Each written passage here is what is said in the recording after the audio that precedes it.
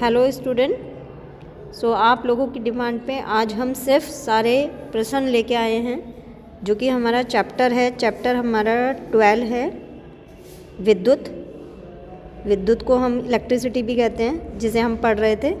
तो इस चैप्टर में से अब हम सिर्फ आज न्यूमेरिकल लेके आए हैं आप लोगों के लिए। न्यूमेरिकल सारे क्वेश्चन क्योंकि इसके क्वेश्चन ही आएंगे बोर्ड में भी।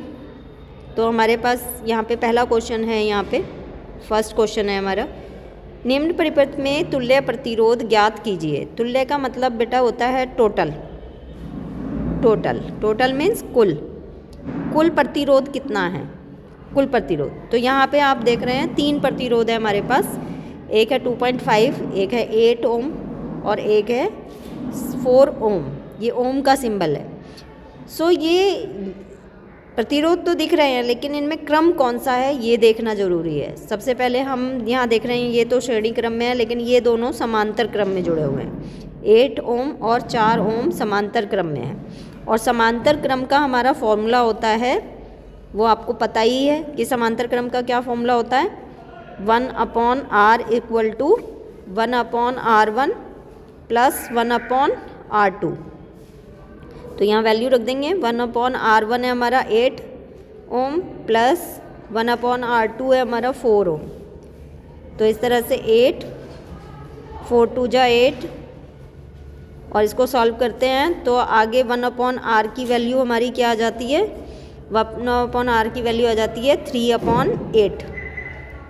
अगर 1/r की वैल्यू 3/8 है तो r की वैल्यू कितनी हो जाएगी बेटा, r की वैल्यू हो जाएगी 8/3, और 8/3 को डिवाइड कर लो, 3 2 जा 6, 0.36 जा 18, है ना। तो इससे समथिंग आप लगा लीजिएगा, इतना आएगा। तो यहाँ पे आपका प्रतिरोध बेटा यहाँ पे बनेगा 2.67 ओम, ठीक है। अब ये यहाँ पे हम कह सकते हैं कि ये यहाँ पे अब श्रेणी क्रम में है, ये इसके साथ श्रेणी क्रम में 2 हमें प्रतिरोध पड़ता है। अब हमें निकालना है इनका और इनका। अब ये श्रेणी क्रम में है तो श्रेणी क्रम का हमें फॉर्मूला पता है। श्रेणी क्रम का फॉर्मूला क्या होता है, R = R1 + R2 = 2.5 + 2.67। सो इसको हम ऐड कर देंगे तो कितना आएगा, ऐड करके बताइए जल्दी से कर लीजिए। 7 को छोड़िए, 7 और 6 और 5 आपके हो गए 11, यस 5.17 ओम। तो ये हो गया बेटा आपका आंसर। कुल प्रतिरोध आपका ये हुआ, कुल प्रतिरोध ये निकल के आया आपका कुल प्रतिरोध। निकालिएगा और देखिएगा और जब बताइएगा। चलिए नेक्स्ट करते हैं हम। नेक्स्ट हमारे पास है, ये एक परिपथ है हमारे पास जिसमें कि 2 प्रतिरोध यहाँ पे लगे हुए हैं और 2 प्रतिरोध यहाँ पे लगे हुए हैं। ये किस क्रम में है, ये दोनों ही श्रेणी क्रम में हैं। इसको हम श्रेणी क्रम कहेंगे। ये दोनों किस में है, श्रेणी क्रम में, है ना, श्रेणी क्रम, ये श्रेणी क्रम है, इन दोनों का बीच का श्रेणी क्रम है। तो इसमें वही फॉर्मूला लग जाएगा, R = R1 + R2 = 5 + 3 = 8 ओम। तो यहाँ पे जो प्रतिरोध हुआ दोनों का मिला के कितना हुआ, 8 ओम हो गया। इसी तरह से इन दोनों को प्लस कर लेंगे तो इनका क्या हो जाएगा, 4 और 4 8, ये भी हो जाएगा हमारा 8 ओम। अब ये दोनों जो हैं ये आपस में क्या हैं, समांतर क्रम, क्योंकि एक पॉइंट पे दोनों ही जुड़े हुए हैं। तो ये जो क्रम है इसको कहते हैं समांतर क्रम। अब समांतर क्रम में दोनों के पास कितने हो गए, 8 8। तो इसमें फॉर्मूला क्या लगेगा, 1/r = 1/r1 + 1/r2।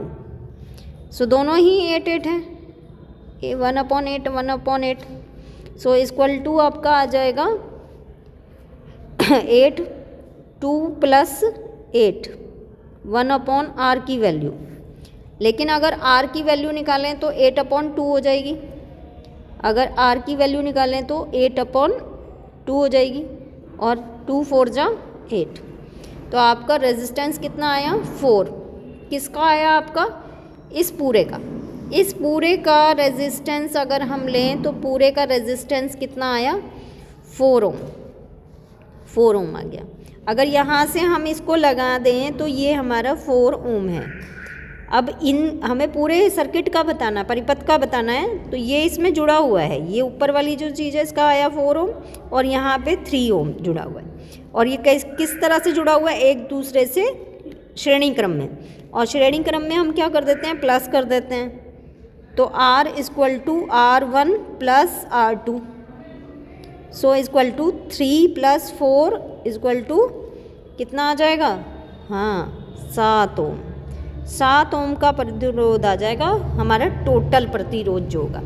So this one is the answer. ये हो गया हमारा आंसर। कुल प्रतिरोध इस परिपथ का कितना होगा? 7 ओम होगा। एक बार खुद करके और खुद देखें। यस। नेक्स्ट हमारा न्यूमेरिकल है यहाँ पे 3 ओम। एक ऐसा परिपथ है जो कि स्क्वायर शेप में है और 3, ये दोनों यहाँ पे श्रेणी क्रम में जुड़े हुए हैं। बेटा इसको भी हम क्या कहेंगे? ये श्रेणी क्रम में जुड़े हुए हैं।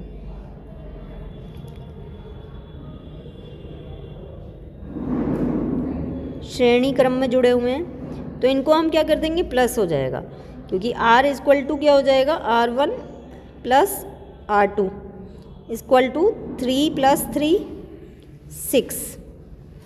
तो ये हमारा जो है ऊपर वाला प्रतिरोध आ गया R1। सपोज ये हमारा R1 आ गया 6 ओम और नीचे है हमारा R2। हम इसको कहते हैं R2। इन दोनों का जो योग होगा उसको कह ले रहे हैं R2। तो R2 हमारा = R1 प्लस R2 जो कि ये है 6 6 + 6 = 12। तो R2 हमारा हो गया 12 ओम। ठीक है, तो कुल प्रतिरोध निकालना है। अब ये दोनों प्रतिरोध जो हैं ये यहाँ इस पॉइंट पे आपस में लगे हुए हैं। तो ये क्रम कौन सा हो गया? ये हो गया समांतर क्रम। और समांतर क्रम में हम फॉर्मूला चेंज कर देते हैं। तो अब हमारा फॉर्मूला होगा R, टोटल R निकालेंगे। अब हम total R = R1 plus 1/R2। सो R1 हमारा कितना निकला था बेटा? 6। 1/6 प्लस 1/12। जल्दी से एलसीएम लो, सॉल्व करो। यस 12। सो 1/R की वैल्यू आई 3/12। सो R की वैल्यू कितनी आएगी? R की वैल्यू आएगी 12/3 और 3 4 जा 12। तो इस तरह से 4 ओम। सो टोटल रेजिस्टेंस, जो टोटल रेजिस्टेंस है, टोटल रेजिस्टेंस आपका आया इस परिपथ का 4 ओम। ठीक है, तो इस तरह से ये न्यूमेरिकल कंप्लीट हुआ। नेक्स्ट एक और देखिए, इसे आप अपने आप करेंगे, अपने आप करने की कोशिश कीजिए इसे। देखिए यहाँ पे और यहाँ पे ये परिपथ जुड़ा हुआ है। तो ये दोनों जो हैं हमारे, ये दोनों जो हैं प्रतिरोध, वो क्या हुए? श्रेणी क्रम में। तो श्रेणी क्रम में हमें पता है कि श्रेणी क्रम में हम क्या करते हैं? R1 प्लस R2 करते हैं। तो हमारी R1, यहाँ इसको हमने R1 ले लिया। R1 की वैल्यू क्या हो गई? 2 + 1 = 3 ओम। तो ये हमारा आ गया 3 ओम।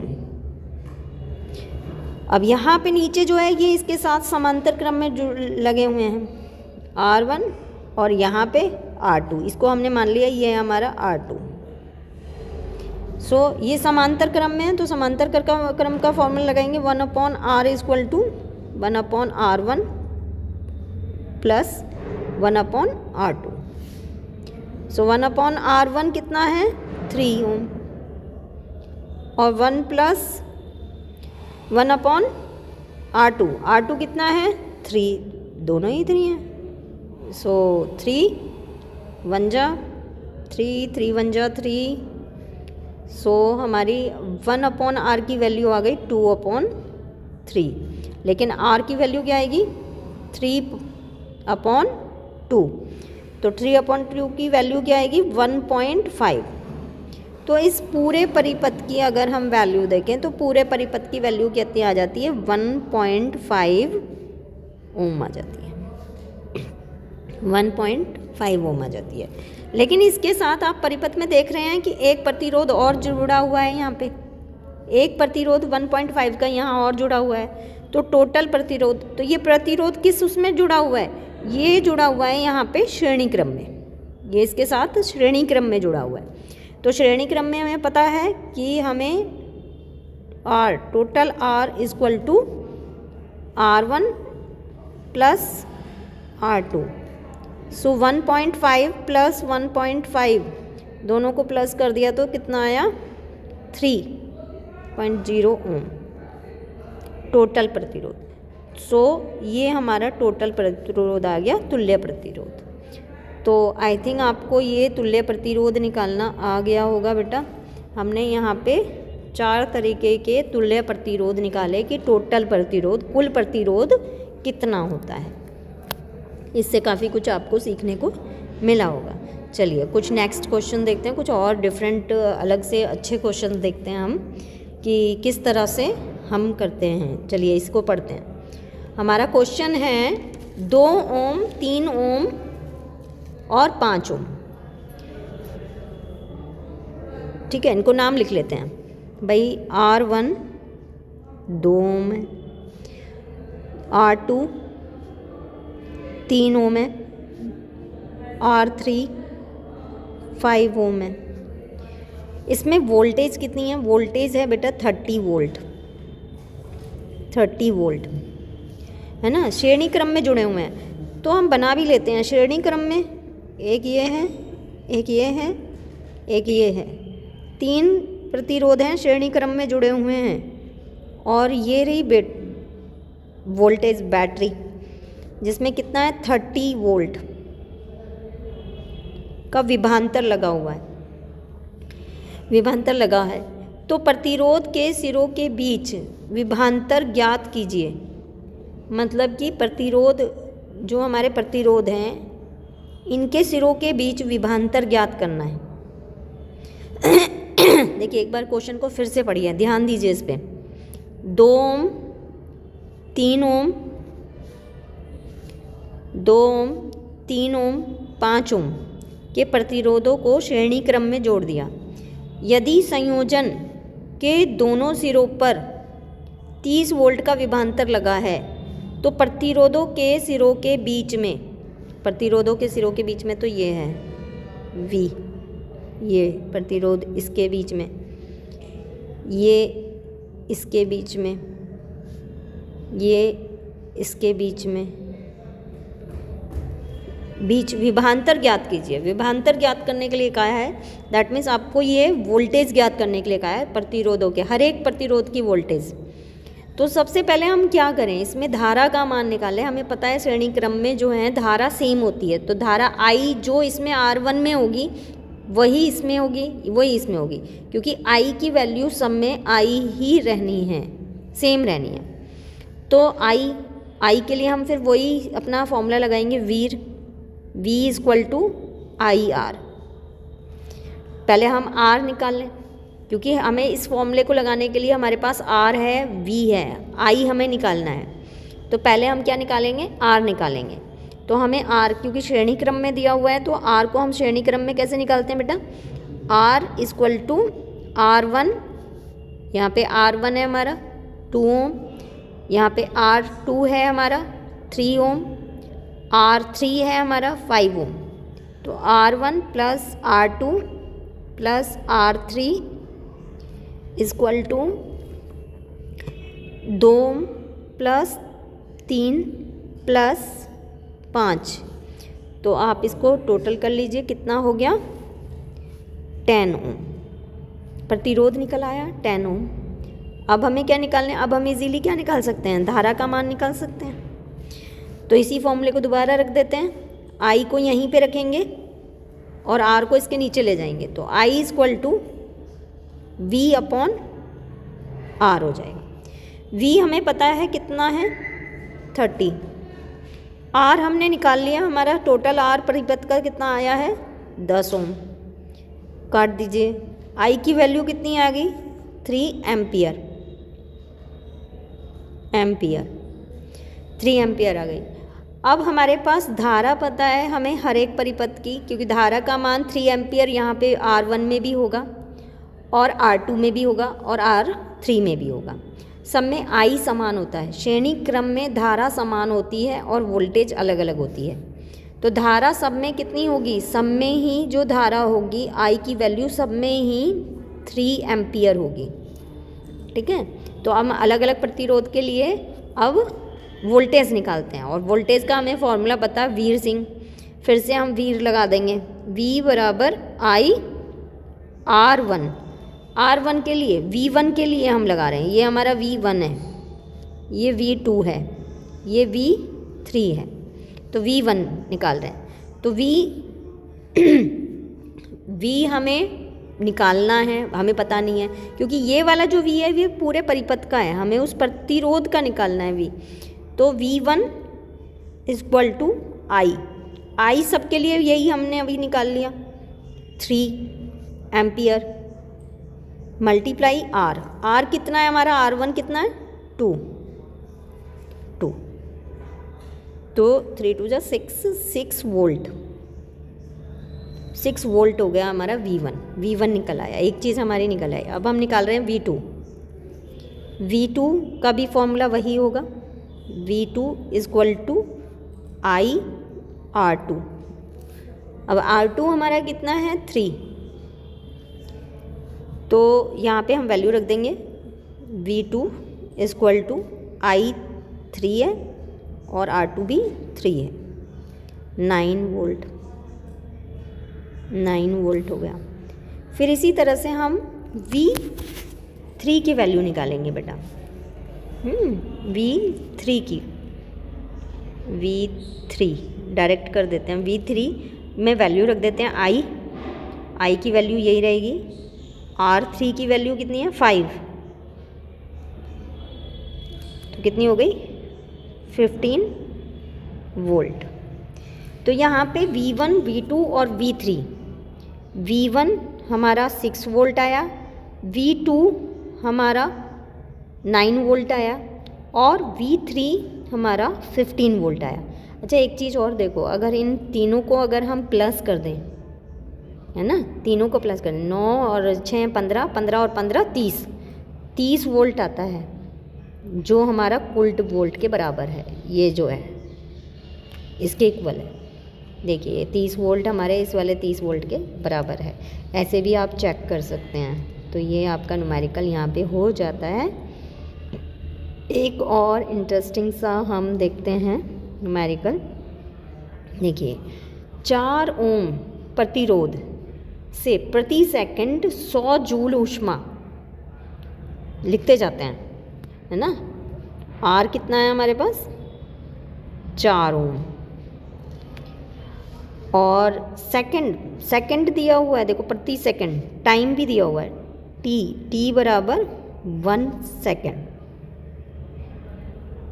1 सेकंड दिया हुआ है। कितने जूल ऊष्मा हीट, ऊष्मा को क्या कहते हैं हम, हीट कहते हैं बेटा, हीट। तो हमें H दिया हुआ है, H बराबर 100 जूल, 100 जूल दिया है। प्रतिरोधक के सिरों के बीच विभांतर मीन्स V पूछा है। देखिए V हमारा क्वेश्चन मार्क है, ये हमसे पूछा गया है कि V की वैल्यू क्या होगी। अब याद करो, मैंने आपको बताया था कि H से याद रखना, हीट की जब भी बात हो तो हार्ट को याद रखना, हृदय को याद रखना। H equal to I square RT, ये फॉर्मूला बताया था बेटा, RT टाइम, ठीक है। लेकिन यहाँ पे तो हमें निकालना है V तो इस फॉर्मूले में आया ही नहीं। देखिए अगर V नहीं भी आया है तो हम इस V को हम बना सकते हैं, क्योंकि हमें एक और फॉर्मूला पता है जिसका नाम है VIR। दैट मीन्स इसको अगर हम मॉडिफाई कर लें तो इसको हम कर लेते हैं I = V/R। तो यहाँ पे I की जगह पे हम ये वैल्यू रख देते हैं। तो I की जगह पे अगर हम V/R रखते हैं तो स्क्वायर में ही रखा जाएगा, दोनों का क्या है, स्क्वायर आएगा, स्क्वायर ही था। यहाँ पे RT, इस R से एक R कट जाएगा, एक R फिर भी बचा रह जाएगा यहाँ पे। तो हमारा फॉर्मूला क्या बनता है, हमारा फॉर्मूला बनता है V², एक R हमारा बच गया है नीचे, T। ये फॉर्मूला हमारा बन के आता है, ये हमने फॉर्मूला बना लिया अपने लिए, ये हमें चाहिए। R हमारे पास है, T हमारे पास है, H हमारे पास है, V की वैल्यू निकालनी है। अब हम निकाल लेंगे। अब इसको मॉडिफाई भी करना है फॉर्मूले को, भाई फॉर्मूला मॉडिफाई भी तो करना पड़ेगा, क्योंकि यही फॉर्मूला तो नहीं, हमें तो V की वैल्यू निकालनी है। तो V को हम इधर ही रखें तो ये R कहाँ चला जाएगा, ऊपर चला जाएगा, और T कहाँ जाएगा, नीचे जाएगा, ठीक है। तो V² वहीं रहा, H × R अपॉन T, होगा कि नहीं होगा, है ना, होगा। और बनाना चाहें तो V = स्क्वायर का हमने रूट चढ़ा दिया इस पर, H × R अपॉन T। अब हमारा फॉर्मूला क्लियर है।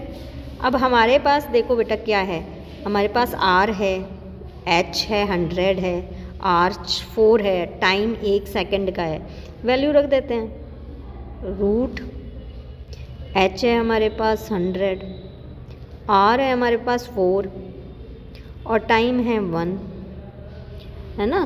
तो हमारी वैल्यू क्या आ गई, √400। √400 को निकालेंगे, इसका रूट निकालेंगे तो 20 का स्क्वायर रूट निकलता है। तो यहाँ पे हम कह सकते हैं ये आ जाएगा 20 का स्क्वायर, और ये है रूट से स्क्वायर कट जाएगा, जिसकी वजह से हमारा V की वैल्यू क्या आ जाएगी, V की वैल्यू आ जाएगी 20 वोल्ट। तो ये हमारा आंसर आ जाता है बेटा, ये है हमारा आंसर। यही निकालने के लिए कहा था हमसे, V निकालने के लिए कहा गया था। और ये चीज़ें तो हमें कई बार अपने फॉर्मूलेस जो हैं वो मॉडिफाई करने होते हैं, जो हमने याद किए हुए होते हैं। इसी तरह से एक और है न्यूमेरिकल आपके सामने कि एक तांबे के तार का प्रतिरोध R है, तांबे का तार है, उसका प्रतिरोध है R है, तार को खींचकर उसकी लंबाई दोगुनी कर दी।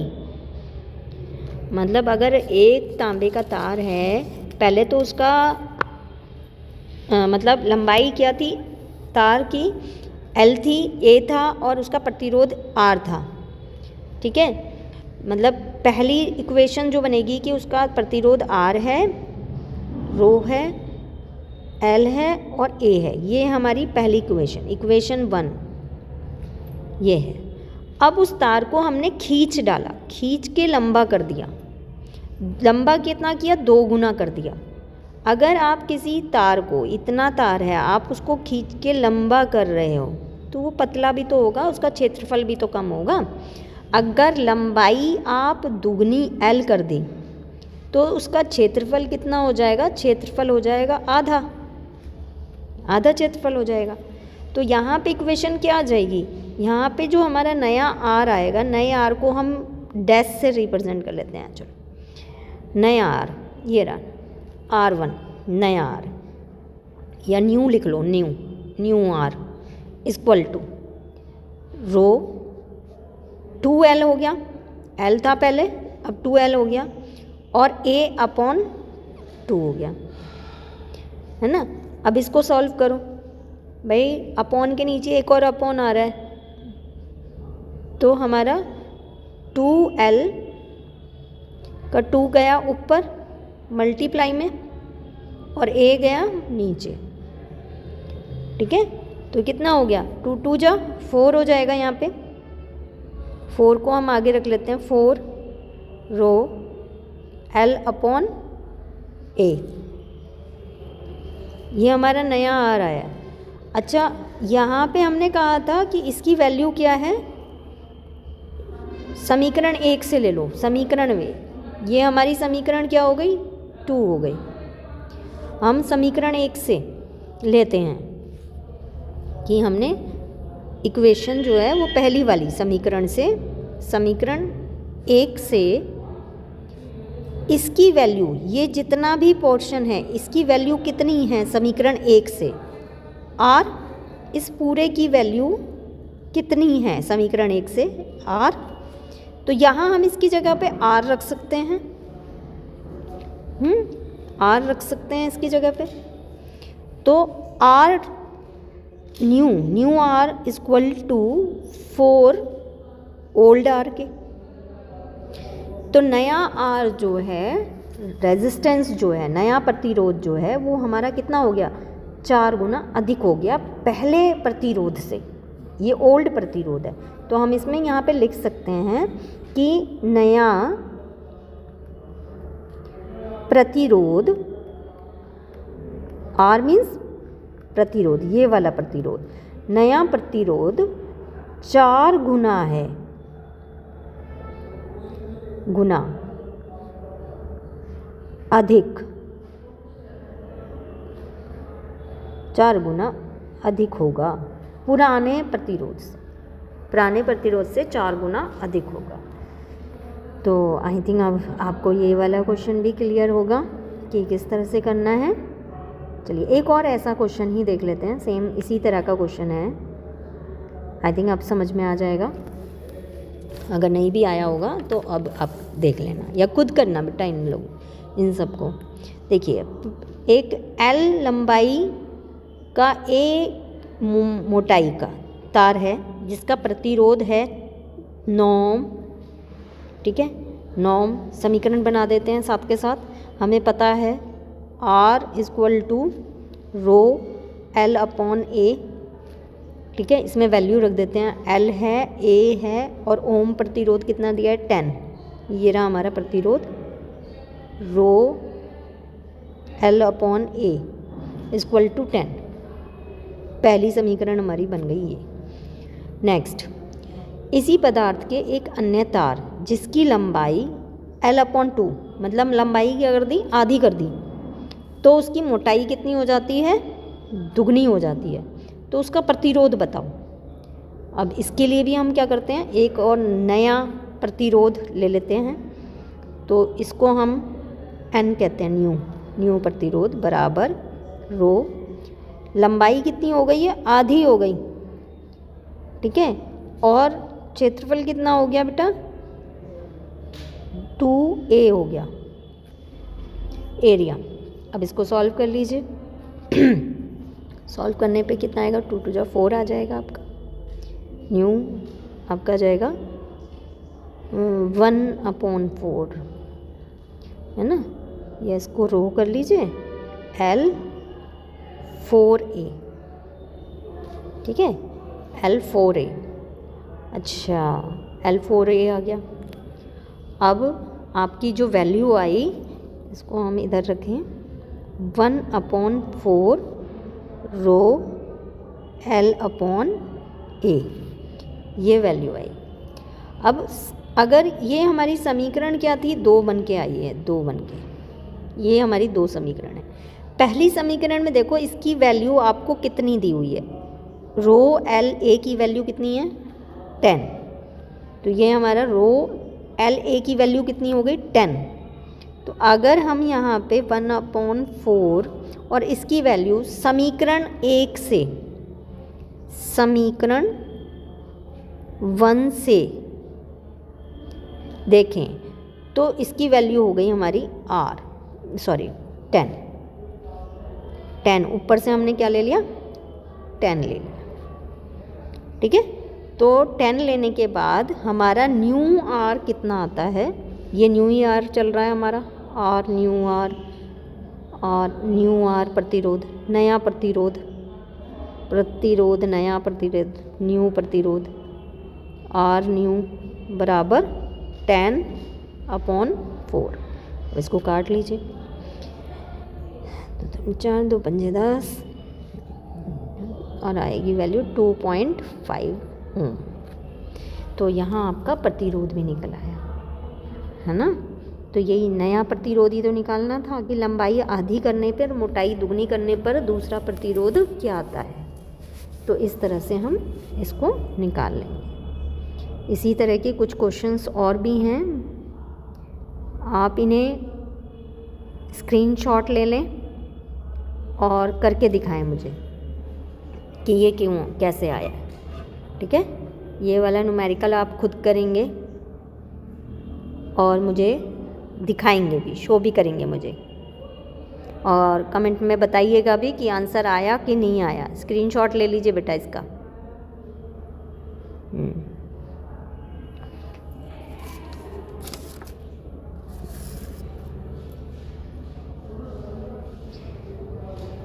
एक नया क्वेश्चन है जो कि यहाँ पे है, ये मैं आपको करवा देती हूँ। देखिए यहाँ पे आपको दिया है 20 what. 20 what, what means, what मैंने आपको बताया हुआ था कि वॉट में हम किसको मेज़र करते हैं। अगर यहाँ पे 200 वॉट आया हुआ है यहाँ पे, तो वॉट में हम पी को मेज़र करते हैं। तो पी आपको दिया हुआ है 200 वॉट, डब्ल्यू से रिप्रेजेंट करते हैं। और ये आपको दी हुई है वोल्टेज, हीटर की वोल्टेज है 250 वोल्ट। तो मेन से जुड़ा हुआ है, तो गणना करनी है आपको। सबसे पहला है आपको धारा निकालनी है, हीटर के में प्रवाहित धारा। देखिए एक फॉर्मूला मैंने आपको बताया था नंबर 1 के लिए, पी पवई, PVI पवई। सो इसमें आई की वैल्यू निकालनी है आपको। तो इसी फॉर्मूले को आप मॉडिफाइड कीजिए और अपनी आई की वैल्यू निकाल लीजिए। पी और वी आपको दोनों पता है, पी भी पता है और वी भी पता है। तो I equal to P upon V, that means P कितना है आपका 200 और वी कितना है 250 वोल्ट, ठीक है। सो वैल्यू कितनी आई देखिए, काट लीजिए, 0 से 0 काट दी, 5 चौक 20, 5 पंजे 25, 4/5 आया। फिर इसको काटिए, 0 लगाया, पॉइंट लगाया, 8 एम्पियर। तो धारा का मान आ गया। नेक्स्ट वो कह रहा है कि हीटर के तार का प्रतिरोध कितना होगा, प्रतिरोध बताना है। प्रतिरोध तो सिंपल है, प्रतिरोध का तो हमें पता है कि हमें वीर सिंह लगाने हैं। वीर हमारा क्या है, फॉर्मूला है सेकंड में क्या करना है हमें, वीर, V = IR, ओम्स लॉ लगाना है। हमारे पास I है, अभी हमने निकाल लिया। V हमारे पास है तो हम R निकाल सकते हैं। इसको भी मॉडिफाइड कर दीजिए फॉर्मूले को, R = V/I। V की वैल्यू कितनी है बेटा, अभी हम 250 वोल्ट, अपॉन I हमारा आया है 0.8 एम्पियर। दोनों को काट लीजिए, काटिए इसको। आपको यहाँ पे 4 कट